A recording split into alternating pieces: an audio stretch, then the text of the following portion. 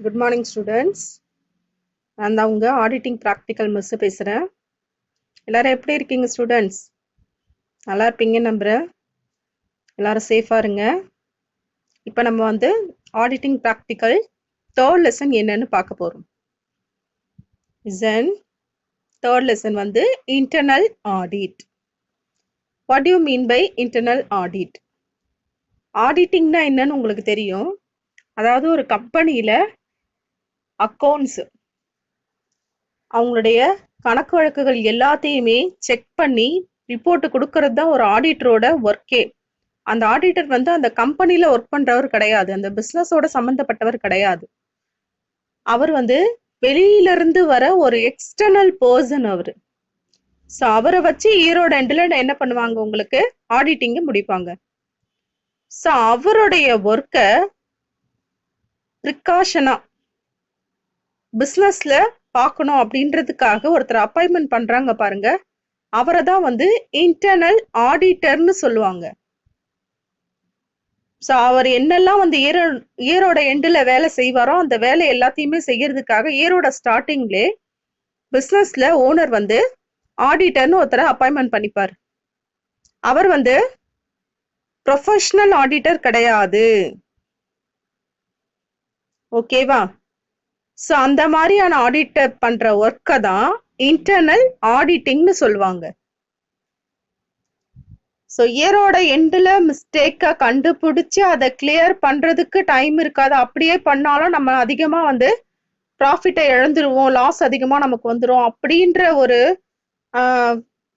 ஒரு எண்ணத்தில் என்ன பண்ணுவாங்கன்னா, ஓனர் வந்து ப்ரிகாஷனாகவே கம்பெனியில் ஒரு ஆடிட்டரை அப்பாயின்மெண்ட் பண்ணிப்பாங்க. ஸோ அவங்க பண்ணுற ஒர்க்குக்கு பேர் தான் என்னது, இன்டர்னல் ஆடிட். ஸோ இவர் என்ன பண்ணுவாரு, ஆடிட்டர் எதெல்லாம் செக் பண்ணுவாரோ, எப்படிலாம் செக் பண்ணுவாரோ அப்படிலாம் பண்ணி ரிப்போர்ட் கொடுப்பாரு. ஓகேவா? ஸோ இவர் என்னெல்லாம் செய்வார்னு பார்த்தீங்கன்னா, பிஸ்னஸ்ல யாரெல்லாம் என்ன ஒர்க் பண்றாங்களோ அந்த ஒர்க்கு எல்லாமே முடிஞ்ச அடுத்த செகண்டே என்ன பண்ணிடுவாருன்னா, இவர் வந்து செக் பண்ணிடுவாரு. A to Z ஒர்க்குன்னு சொல்லுவாங்க இவருடைய ஒர்க்கு. யார் யாரே என்னென்ன வேலை செய்யறாங்களோ அது இவர் கண்ணுல இருந்து தப்பவே தப்பாது. எல்லா ஒர்க்கையும் கரெக்டா வந்து என்ன பண்ணிடுவாங்க, செக் பண்ணி அப்பப்ப ரிப்போர்ட் எழுதிக்கிட்டே இருப்பாரு.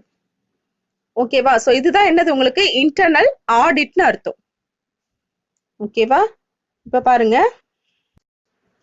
அடுத்து வந்து பாத்தீங்கன்னா advantages of internal audit. Internal ஆடிட்டால ஒரு பிசினஸ்க்கு என்னெல்லாம் அட்வான்டேஜஸ் கிடைக்க போகுது? ஃபர்ஸ்ட் ஒன் பாருங்க, detection of errors and fraud. அதாவது இயரோட எண்டில் ஒரு ஆடிட்டர் வந்து பண்ண போற வேலைய ப்ரிகாஷனாவே ஆடிட்டர் மாதிரி ஒருத்தரை செட் பண்ணி நம்ம என்ன பண்றோம், நம்மளுடைய அக்கௌண்ட்ஸ் எல்லாம் வந்து செக் பண்றதுக்காக நம்ம அப்பாயின்மெண்ட் பண்ணிருக்கோம். ஸோ அவர் வந்து முன்னாடியே வந்து என்ன பண்ணிடுவார், எரர் ஃப்ராட் ஏதாவது நடந்ததுன்னா அதை வந்து பிஃபோராகவே என்ன பண்ணிடுவாங்க, டிடெக்ட் பண்ணிடுவாங்க, கண்டுபிடிச்சிடுவாங்க. ஸோ இதுதான் அவருக்கு அந்த இன்டர்னல் ஆடிட்டால கிடைக்கிற ஃபர்ஸ்ட் அட்வான்டேஜ்.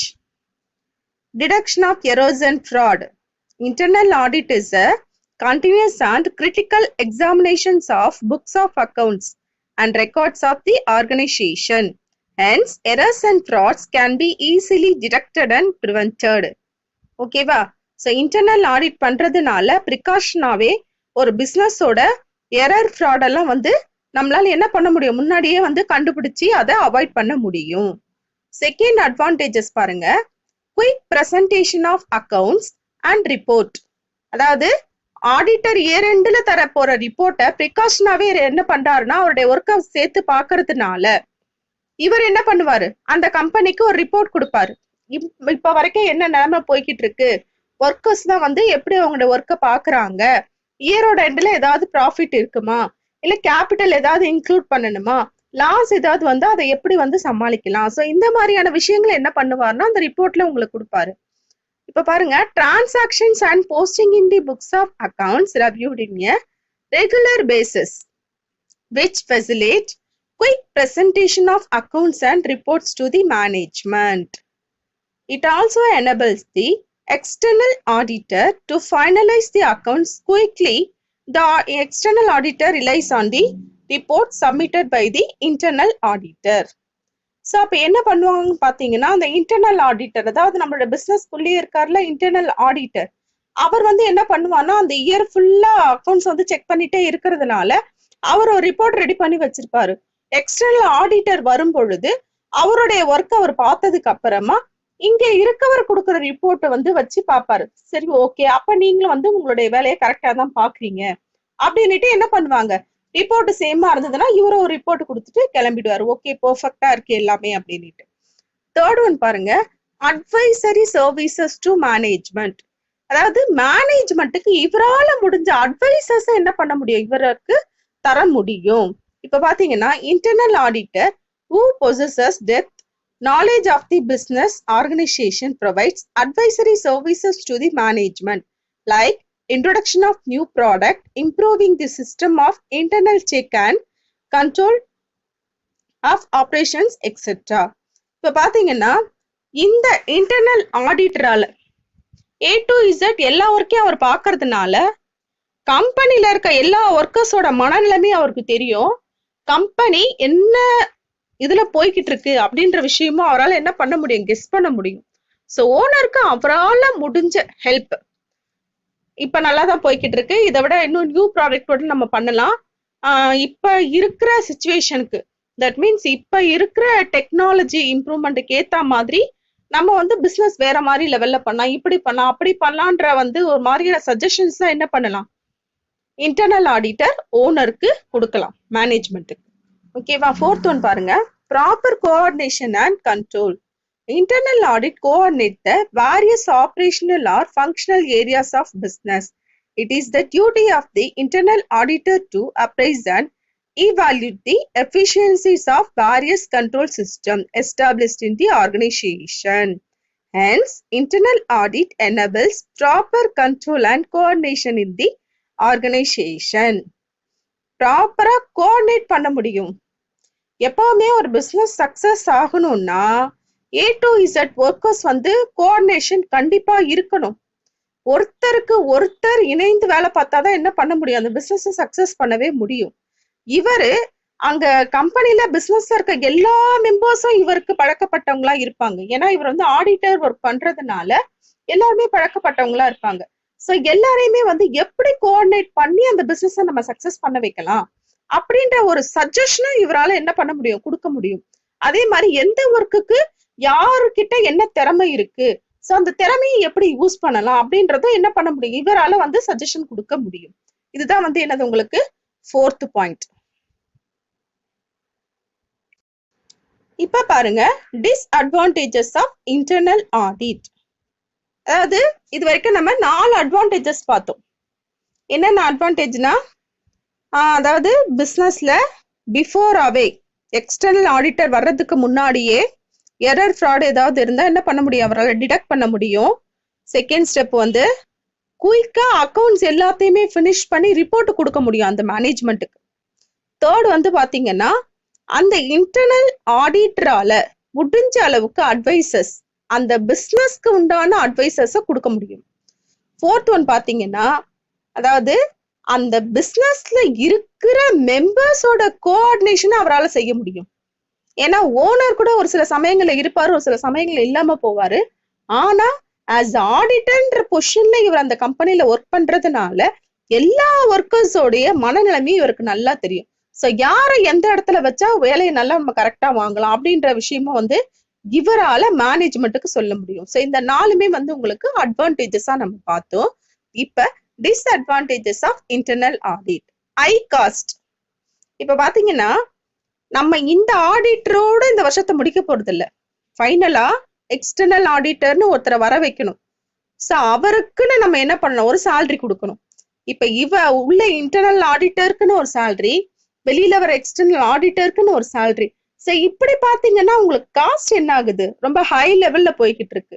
இது வந்து ஸ்மால் லெவல்ல இருக்க பிசினஸ்க்குலாம் என்ன ஆகாது, சூட் ஆகாது. ஹை லெவல்ல பிசினஸ் பண்றவங்க, ஹை லெவல்ல கேபிட்டல் போட்டு பண்றவங்களுக்கு என்ன ஆகும், இது சூட் ஆகும். அதுதான் வந்து உங்களுக்கு ஃபர்ஸ்ட் டிஸ்அட்வான்டேஜஸா கொடுத்திருக்காங்க. The cost of establishing and operating an internal audit is an organization is very expensive. இதான் ஃபர்ஸ்ட் பாயிண்ட். செகண்ட் பாயிண்ட் பாருங்க, unsuitable for small organization. இப்ப நான் சொல்லியிருந்தேன்ல, 2 ஆடிட்டர் அப்பாயின்மெண்ட் பண்றதெல்லாம் வந்து ஹை லெவல்ல கேபிட்டல் போட்டு யாரு பண்றாங்களோ அவங்களுக்கு அது சாதாரணமான விஷயம். சின்ன லெவல்ல போட்டு கேபிட்டல் பண்றாங்க பாத்தீங்களா, சின்ன லெவல்ல கேபிட்டல் போட்டு பண்ற பிசினஸ்க்கெல்லாம் இது வந்து கொஞ்சம் கஷ்டமா தான் இருக்கும். ஏன்னா அவங்களோட கேபிட்டலே ஸ்மால் லெவல்னும் பொழுது அவங்களுக்கு இதுக்காக தனியா சேலரி கொடுத்து நம்ம இதுக்காக அப்பாயின்மெண்ட் பண்ணோம் அப்படின்னு யோசிப்பாங்க. ஸோ இது வந்து உங்களுக்கு ஒரு disadvantage. Internal audit due to இன்சால்வன்ஸ்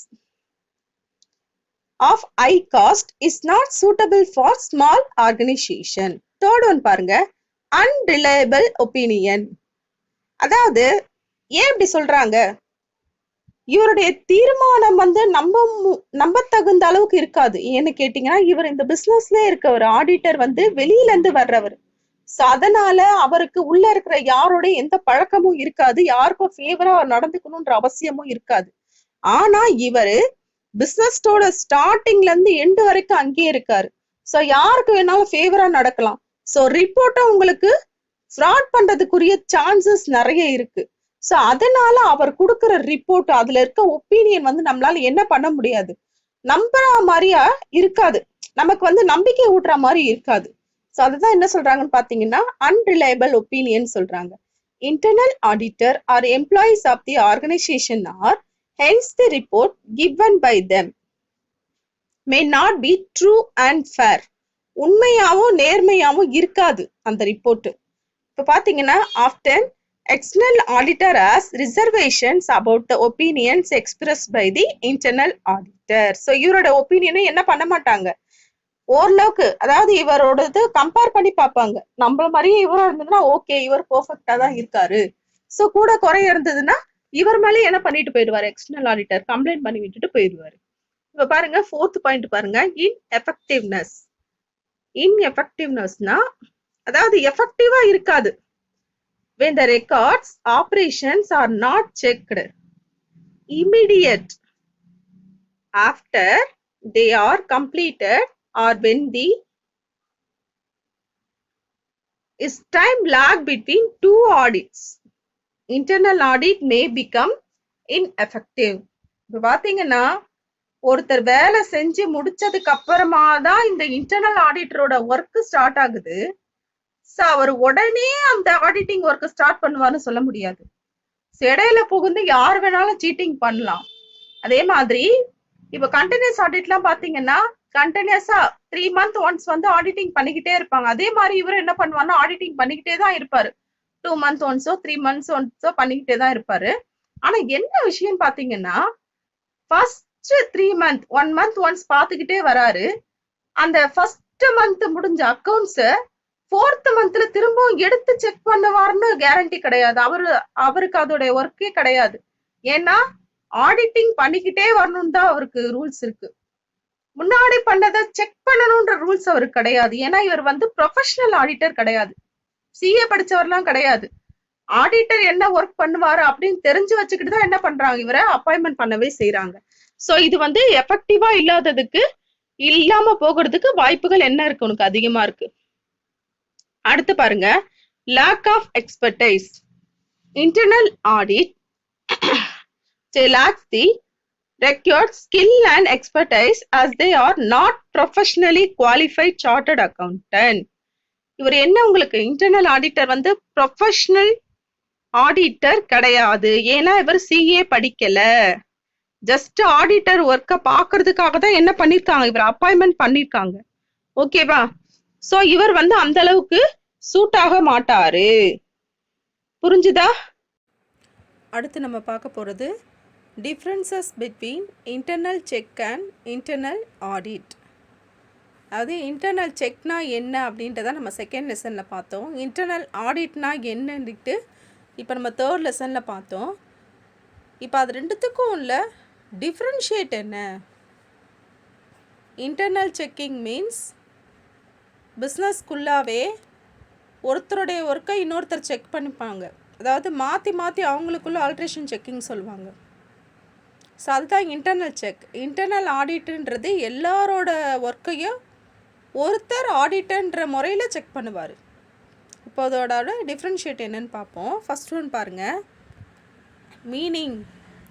internal check Internal check is an arrangement of work in such a way that another person automatically checks the work of one person. அதாவது இன்டர்னல் செக், ஒரு person work பண்ணிக்கிட்டே இருக்கும் பொழுதே இன்னொருத்தர் என்ன பண்ணுவார், பக்கத்தில் உட்காந்து அவர் என்ன வேலை செய்கிறாரு, கரெக்டாக செய்கிறாரா அப்படின்றத செக் பண்ணிக்கிட்டே வருவார். அதுதான் என்னது உங்களுக்கு இன்டர்னல் செக். இன்டர்னல் ஆடிட்னா என்ன? Internal audit is an independent appraisal of operations of the company.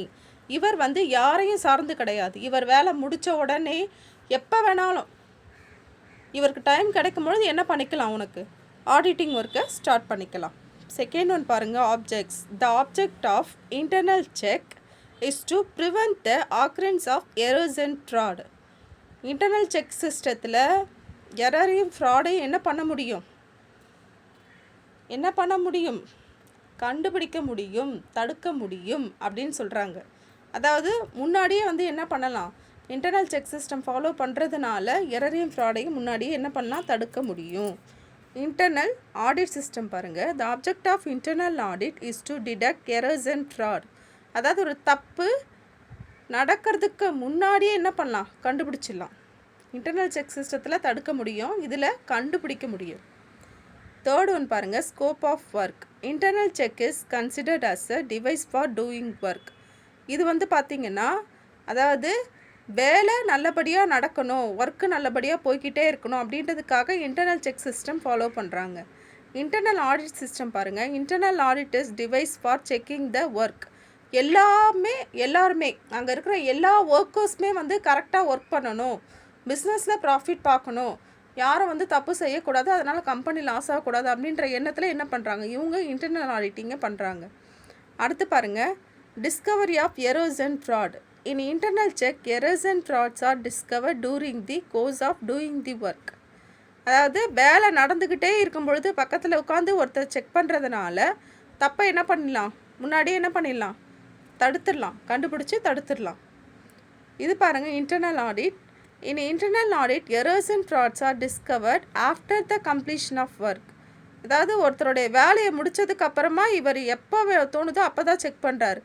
So வேலை முடிஞ்சதுக்கு அப்புறமா தான் என்ன பண்ணுறாரு, இவர் தப்பு நடந்தாலும் சரி, தப்பு இல்லைனா ஏதாவது ஃப்ராடு எரர் எது நடந்தாலும் அந்த ஒர்க்கை ஃபினிஷ் பண்ணதுக்கு அப்புறமா தான் இவரால் என்ன பண்ண முடியுது, டிடெக்ட் பண்ணவே முடியுது. அடுத்த டிஃப்ரென்ஷியேட் பாருங்கள், கமென்ஸ்மெண்ட் ஆஃப் ஒர்க். எப்போ வந்து ஒர்க்கை ஸ்டார்ட் பண்ணுறாங்க இன்டர்னல் செக் சிஸ்டத்தில். Internal check is an operation during the course of டிரான்சாக்ஷனை என்ட்ரு பண்ண ஆரம்பிக்கும் பொழுதே இன்டர்னல் செக்கிங்கில் ஒர்க்கு ஆரம்பிச்சிடுது. அதாவது ஒருத்தர் வந்து பர்ச்சேஸ் பண்ணோம் அப்படின்றத எழுத ஆரம்பிக்கும் பொழுதே ஒருத்தர் என்ன பண்ணுறாரு, பக்கத்தில் இன்னொருத்தர் வந்து செக் பண்ணுறாரு. ஆனால் இன்டர்னல் ஆடிட்டில் பார்த்தீங்கன்னா, internal audit commences only when accounting process is completed. Process இங்கே க்ளோஸ் ஆனதுக்கு அப்புறமா தான் இன்டர்னல் ஆடிட்டரோட வேலையே என்ன ஆகுது, ஸ்டார்ட் ஆகுது. இது பாருங்கள், பர்ஃபார்மன்ஸ் ஆஃப் ஒர்க். யாரை வச்சு இன்டர்னல் செக் சிஸ்டத்தையும் யாரை வச்சு இன்டர்னல் ஆடிட் சிஸ்டத்தையும் ஒர்க் அவுட் பண்ணுறாங்க. In internal check no new staff is appointed to perform the work. Internal check சிஸ்டத்துக்காக நியூ பர்சன் யாரையுமே அப்பாயின்மெண்ட் பண்ண மாட்டாங்க. 10 பேர் இருக்காங்கன்னா 10 பேருமே அவங்களுடைய ஒர்க்கை வந்து என்ன பண்ணிப்பாங்க, மாற்றி செக் பண்ணிப்பாங்க. ஆனால் இன்டர்னல் ஆடிட்டில் பார்த்தீங்கன்னா, in internal audit the work is performed by a separate group of persons specifically appointed for this purpose. அதாவது ஆடிட்டர் மாதிரியே ஒருத்தர் என்ன பண்ணுறாங்க, இங்கே அப்பாயின்மெண்ட் பண்ணுறாங்க. ஸ்பெஷலாக ஒரு குரூப்புன்னு சொல்லி அப்பாயின்மெண்ட் பண்ணி என்ன பண்ணுவாங்க, வேலையை பார்ப்பாங்க. ஸோ இது வரைக்கும் நம்ம இன்டர்னல் செக் சிஸ்டத்துக்கும் இன்டர்னல் ஆடிட் சிஸ்டத்துக்கும் உள்ள டிஃப்ரென்ஷியேட்டை பார்த்தோம். இப்போ இன்டர்னல் கண்ட்ரோலுக்கும் இன்டர்னல் ஆடிட்டுக்கும் உள்ள டிஃப்ரென்ஷியேட் என்ன? இன்டர்னல் கண்ட்ரோல் மீன்ஸ் நம்ம தப்பு செஞ்சால் மாட்டிப்போம், நம்மளை கண்டுபிடிச்சிடுவாங்க அப்படின்ற ஒரு பயத்தில் எல்லாருமே அவங்களுக்குள்ளே ஒரு செல்ஃப் கண்ட்ரோலை வச்சுக்கிட்டு ஒர்க் பண்ணுறாங்க பார்த்தீங்களா, அதுதான் என்னென்னு சொல்லுவாங்கன்னா இன்டர்னல் கண்ட்ரோல்னு சொல்லுவாங்க. இன்டர்னல் ஆடிட் உங்களுக்கு என்னன்னு தெரியும். இப்போ பாருங்கள், அதாவது meaning. Internal control is an arrangement of duties allocated in such a way that the work of one employee is automatically checked by another. அதாவது நம்ம செய்கிற வேலையில் தப்பு வந்தால் அடுத்தவங்க பார்த்து கண்டிப்பாக நம்மளை கேட்பாங்க அப்படின்ற பயமே அவங்கள வந்து கரெக்டாக ஒர்க் பண்ண வைக்கும்.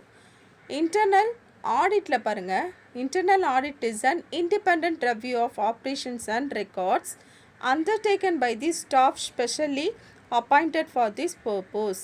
இங்கே வந்து இன்டர்னல் ஆடிட்டிங் சிஸ்டத்தில் ஸ்பெஷலாக ஒரு பர்சனை அப்பாயின்மெண்ட் பண்ணி என்ன பண்ணுறாங்க, இன்டர்னல் ஆடிட்டை பண்ணுறாங்க. செகண்ட் ஒன் பாரு, ஆப்ஜெக்டிவ்.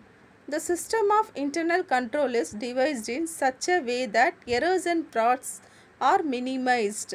இவங்களுக்கு ஒரு பயம் எப்போவுமே இருந்துக்கிட்டே இருக்குன்றதுனால எரரும் ஃப்ராடும் வந்து ரொம்ப குறைஞ்ச அளவில் தான் இருக்கும், ரொம்ப அதிகமாக வந்து நடக்கும்னு எதிர்பார்க்க முடியாது.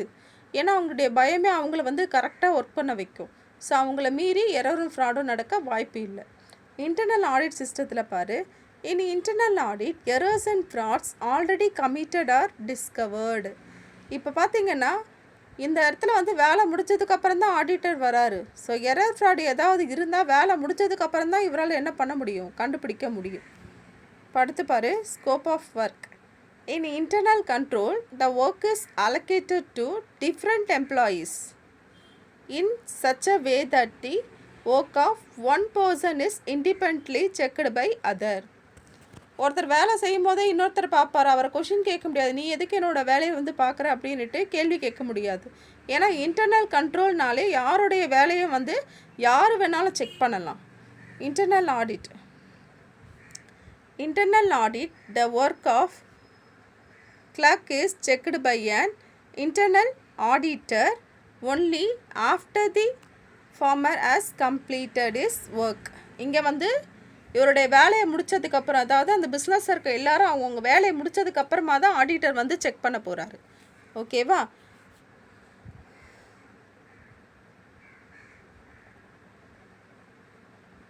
அடுத்து பாரு, work performance. In internal control, there is no separate staff engaged to carry out the system. இங்கே வந்து செப்பரேட் ஸ்டாஃப்லாம் யாரும் கிடையாது. இதுக்குன்னு இருக்கிறவங்களே மாற்றி மாற்றி என்ன பண்ணிப்பாங்க, இன்டர்னல் செக் சிஸ்டம் மாதிரி அவங்களுக்குள்ளவே வந்து செல்ஃப் கண்ட்ரோல் வச்சு என்ன பண்ணிப்பாங்க, செக் பண்ணிப்பாங்க. இங்கே பார்த்தீங்கன்னா இன்டர்னல் ஆடிட்டில் internal audit is separate staff is specially engage for carrying out of work. இங்கே வந்து ஸ்பெஷலாக ஒரு பர்சனை அப்பாயின்மெண்ட் பண்ணி என்ன பண்ணுறாங்க, செக் பண்ணுறாங்க. அடுத்து பாருங்கள், conduct. Internal control is a device for doing work. Internal control வந்து ஒருத்தர் எழுதிட்டே இருக்கும் போதே பக்கத்தில் உட்காந்து தப்பாக எழுதுகிற பாரு, பின்னாடி வரதெல்லாம் கரெக்டாக எழுது, இதை மாற்று அப்படின்னு சொல்ல வர்றதுக்கு சான்சஸ் இருக்குது. ஆனால் இங்கே பார்த்தீங்கன்னா internal audit checks the done in the light of policy procedures as laid down by the management. இவர் வந்து வேலை செஞ்சுக்கிட்டே இருக்கும்போது பார்க்குறதுக்கு இவருக்கு ரைட்ஸே கிடையாது. வேலை எப்போ முடியுதோ அப்போ தான் என்ன பண்ண முடியும், இவரால் போய் அவருடைய ஆடிட்டிங் ஒர்க்கை பார்க்க முடியும். அவ்வளோதான் ஸ்டூடெண்ட்ஸ், உங்களுக்கு தேர்ட் லெசன் ஓவர். தேர்ட் லெசனில் இவ்வளோ தான் கான்செப்ட். நம்ம என்னென்ன பார்த்தோம், இன்டர்னல் ஆடிட்னா என்ன, அதோட அட்வான்டேஜஸ்னால் என்ன, டிஸ்அட்வான்டேஜஸ்னால் என்ன, அதே மாதிரி differentiate between internal check and internal audit, differentiate between internal control and internal audit. So இந்த கொஷின்ஸ் எல்லாமே இம்பார்ட்டன்ட் தியரி தான். ஸோ இந்த டிஃப்ரென்ஷியேட்லாம் எதையுமே விடாதீங்க, கிளியராக படிச்சுக்கோங்க. Thank you students.